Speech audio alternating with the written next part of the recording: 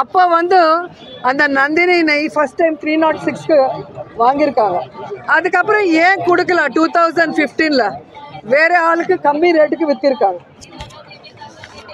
So இது வந்து நீங்கள் உங்களுக்கு கொடுக்குற ஒவ்வொரு காப்பி நீங்கள் பார்த்துக்கோங்க. 2014 to 2024 வரைக்கும் டெண்டர் ப்ராசஸ் என்ன, எந்த மாதிரி L1 கொடுப்பாங்க டெண்டரு, அதில் என்ன டெண்டர் யாருக்கு L1 கொடுப்பாங்க, யார் வந்து நெய் எப்படி சர்ஃபரா பண்ணுவாங்க, அது எப்படி டெஸ்ட் பண்ணுவாங்க, டெஸ்ட் பண்ணி எப்படி அனுப்புவாங்க, டெஸ்ட்டில் சரியாக இல்லைன்னா எப்படி ரிஜெக்ட் பண்ணுவாங்க, எந்தெந்த கவர்மெண்ட்டில் எத்தனை வாட்டி ரிஜெக்ட் ஆகிருக்குன்னு இதில் கிளியராக இருக்குது.